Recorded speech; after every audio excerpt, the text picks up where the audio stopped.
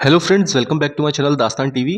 एक चीज़ जिस पे मैं बात करना चाह रहा था वो ये कि आपको पता ही होगा, ये इस वक्त डिबेट का टॉपिक है कि वार्नर ब्रदर्स डिस्कवरी जो है उसको पैरामाउंट स्लैश स्काई डांस जो है वो खरीद सकता है। यानी पैरामाउंट और वार्नर ब्रदर्स डिस्कवरी का मर्जर हो सकता है या वार्नर ब्रदर्स डिस्कवरी को पूरी तरीके से परचेज कर सकता है पैरामाउंट।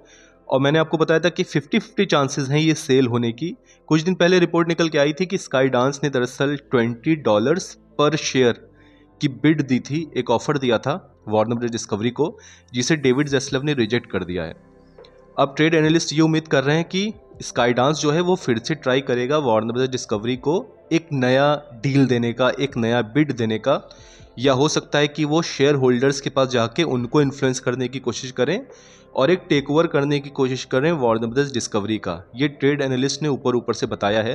एक बात और आपको समझनी पड़ेगी, जो मैंने भी आपको बताया हुआ था कि अप्रैल 2026 में वार्नर ब्रदर्स डिस्कवरी जो है इसका स्प्लिट होने वाला है। यानी डेविड ज़ेस्लव जो हैं वो मूवी स्टूडियो वाला सेक्शन और जो प्रीमियम स्ट्रीमिंग वाला सेक्शन है एचबीओ मैक्स, उसको सेपरेट कर रहे हैं। और जो केबल नेटवर्क है जिसमें CNN आता है, TLC आता है, ये सब चीज़ें आती हैं, इनको वो सेपरेट दो कंपनियों में स्प्लिट कर रहे हैं। अब ये कहा जा रहा है कि अगर ये स्प्लिट हो जाता है तो जो मूवी वाला सेक्शन और प्रीमियम स्ट्रीमिंग वाला सेक्शन है, इसकी जो वैल्यू है ये बहुत ज़्यादा बढ़ जाएगी। और लोगों का कहना है कि डेविड ज़ेस्लव बाद में इसको सेल करना चाहते हैं ताकि उनको एक अच्छा अमाउंट मिले।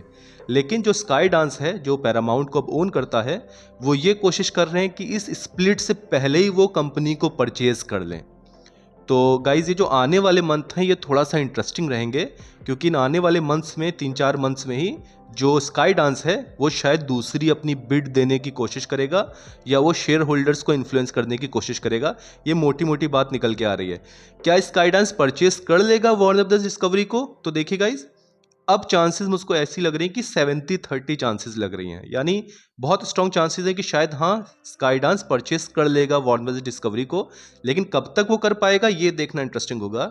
लेकिन बॉटम लाइन, हमारे काम की जो चीज़ है DC स्टूडियोज़, वो मैंने पहले भी बताया हुआ है, वो कहीं नहीं जा रहा है। DC स्टूडियोज़ जैसे आगे बढ़ रहा है वो ऐसे ही आगे बढ़ेगा। James Gunn, Peter saffron DC Studios के हेड रहेंगे। पूरा 10 ईयर का प्लान उन्होंने बनाया हुआ है, वो प्लान आगे बढ़ेगा।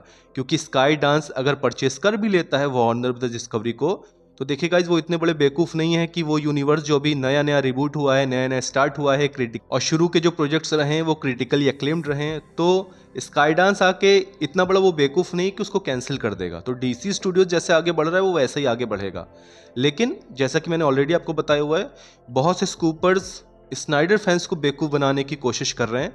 वो इस न्यूज़ का इस्तेमाल करके फिर अपना वही चीज़ प्रोपेगेंडा चला रहे हैं कि अंदर से खबर आ रही है स्नाइडरवर्स स्टोर हो जाएगा, और एक तरीके से अपनी वेबसाइट पे और अपने व्यूज़ बढ़ाने की वो कोशिश कर रहे हैं, DC फैंस, खास करके स्नाइडर फैंस को मैनिपुलेट करके।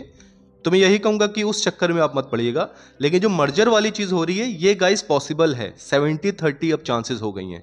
लेकिन अगर स्काई डांस परचेस कर भी लेता है वार्नर ब्रदर्स डिस्कवरी को, तो हमारे DC स्टूडियोज़ जो है उस पर कोई फ़र्क नहीं पड़ेगा। तो उसकी आप टेंशन ना लीजिए, वो जैसे आगे बढ़ रहा है वो वैसे ही आगे बढ़ता रहेगा। लेकिन एंड में मैं एक चीज़ बताना चाहूँगा, स्काई डांस अगर वार्नर ब्रदर्स डिस्कवरी को परचेस कर रहा है तो मेरे ख्याल से ये एक सही चीज़ नहीं रहेगी। क्योंकि गाइज, एक ही जगह पे अगर ज़्यादा चीज़ कंसंट्रेटेड हो जाती है कि पैरामाउंट भी उनके पास है, वार्नर ब्रदर्स भी उनके पास है, तो इससे गाइज एक तरीके से इंडस्ट्री में मोनोपोली बढ़ने लग जाती है, कंपटीशन कम हो जाता है। और आपको पता है जब भी कंपटीशन कम होता है तो प्रोडक्ट्स जो ऑडियंस को मिलते हैं, जो movies, TV series and other चीज़ें ऑडियंस को मिलती हैं, उसकी क्वालिटी गिर जाती है। क्योंकि कंपटीशन जब तक रहेगा तब तक ही अच्छे प्रोडक्ट्स मिलते हैं, इम्प्रूव्ड प्रोडक्ट्स मिलते हैं। At the end of the day अगर ये मर्जर हो जाता है तो नुकसान कस्टमर या ऑडियंस का ही होगा। फिर भी देखते हैं क्या होता है। मुझे तो ऐसा लग रहा है कि शायद ये सेल अब पॉसिबल है, चांसेस बढ़ गई हैं। लेकिन हाँ, DC स्टूडियोज़ को कुछ नहीं होगा। DC स्टूडियो जैसे आगे बढ़ रहा है वो वैसे ही आगे बढ़ता रहेगा।